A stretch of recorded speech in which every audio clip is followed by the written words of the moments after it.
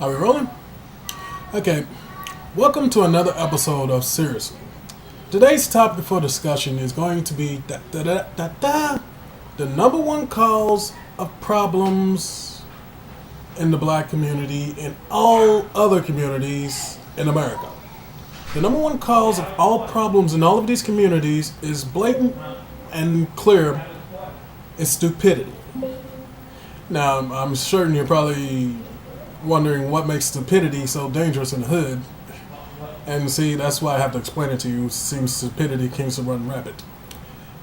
Let's start looking at this with the idea of understanding what stupidity really is. Stupidity is the understanding that you do not understand what they're talking about. You don't know what that means, and it really doesn't mean anything to you because you don't understand what it means or what its importance is. Let's start with where I come from, the low-income neighborhood. You know why the low-income neighborhood stays the low-income neighborhood? Stupidity. 1,000 is more than 100, friends. Do not waste all of your efforts to not make more money. Do not go through that trouble. It's just not necessary. Second, when we consider stupidity in mind, we have to understand where did the stupidity come from, because I can promise you right now, no baby is born stupid. They are raised to be stupid. If you see a child on the street that's stupid, you do not blame that child for being stupid. You blame that child's parent. That's right. Parents breed stupidity. Stupid children have stupid parents. I've said it. You don't like it, that's what you get. You should have had sense enough to make your child read a book. Secondly, why? Why do you not see what causes all of your problems? In the low-income community, we've had public schools for quite a very long time, but we've also had even greater levels of stupidity in these same areas. And nobody seems to connect the dots of why the children act and behave like animals, but the school is supposed to be some sort of completely just not a part of it. It's not their fault that the kid is stupid. It's not. We can't help your kid that can't read. We can't help your kid don't have sense. We can't help it that your kid doesn't know how to do this. You are paid to help it that this kid can't do this. One of the main reasons why the education system is so bad, and another understanding of why stupidity is so rampant in our neighborhoods, you can't be fired for incompetence.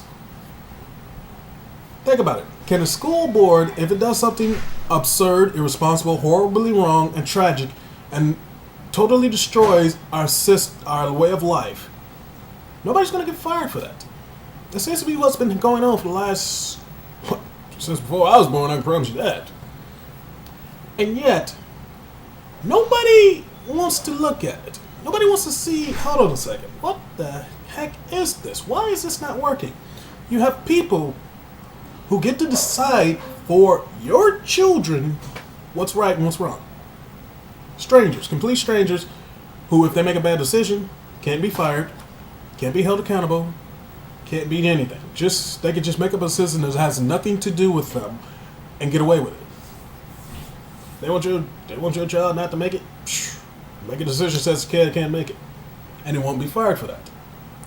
The mayor will not be fired for incompetence, even though some of the decisions are based on incompetence. Why is it? And let's think about all the other instances, of this kind of misunderstanding. Stupidity is, in my opinion, it's just my personal opinion, stupidity has life or death consequences. It will cost you dearly if you cater to stupidity. You don't believe me? Keep playing stupid. And let's look at this. You can't read. A sign says stop. You don't stop. You walk in front of a bus. You can't do math. You work a job. He's cheating. You don't have common sense. So a guy who's obviously lying to you, you actually believe is telling you the truth, and you put him in charge of your city. Is this how we do things? Is this where we're going to come? Is this the kind of people we want to be? If you believe for a second that stupidity is okay, then you have catered to the idea of why our prison population has exploded, but our schools' education bases aren't really all that impressive. The same people who fund the prisons are the same people who fund the schools. Which one do you think they want to increase? Which one do they make more money off of? I'm willing to bet, if we look at this, research it, the prisons are actually making more profits because of these failing schools than the schools would if they actually were exceptional schools that actually educated children and not just trained them. Two things that should not be allowed in a public school ever again, two words. Whenever somebody says them, they need to be immediately fired. Training and diversity. You should not tolerate those two words ever having anything to do with a public school, ever. And most importantly, you should not allow the city, state, or federal government to be involved in the school educational system altogether. They're making absurd decisions for your children and they're not being held accountable. What are you going to do? You're going to fire them? Fire them for what? They're holding the purse strings. And let's think about this honestly. If this school was such a good idea, you wouldn't have to threaten to arrest people to send them to this place. They'd actually want to go. But you have to threaten to arrest them because they understand this place is not really all that impressive. And on top of all that, you have people who want to pay for this educational system and not just tolerate it because they take it out of their incomes and their property taxes and they take their stuff with us. Now, we can go into a long discussion. I promise you we will be going into a long discussion about this. This isn't over for a long shot. I will not tolerate this level of incompetence that's taking over education. Education is important and schools have nothing to do with them anymore. Just remember this.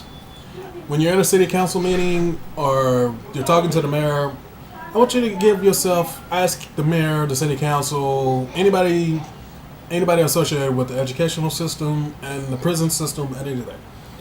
This key question you need to ask them whenever you see them. And the question is, excuse me, sir, can you be fired for incompetence? 10 times out of 10, I'm going to promise you they cannot. Not only can they not, they're actually paid more for incompetence than they ever would be for competence. We've actually increased the level of incompetence in our elected officials to make certain that our system doesn't work properly. Because incompetence breeds incompetence. Somebody who doesn't know how to do math should not be in charge of a school. And shouldn't be in charge of financing a school either. Now I say we want schools, we need schools and all of that, that's fine. We need schools that are not controlled by government. We need schools that you actually held accountable. You will be fired if you're incompetent.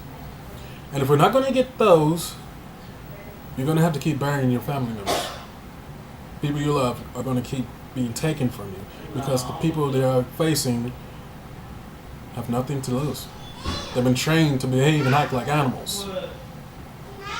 The source of our conflicts, our violence, and all of that isn't just a family thing. It's an education thing. It's an understanding. If you don't learn common sense, you won't have it. This is me signing off. Another episode of Seriously.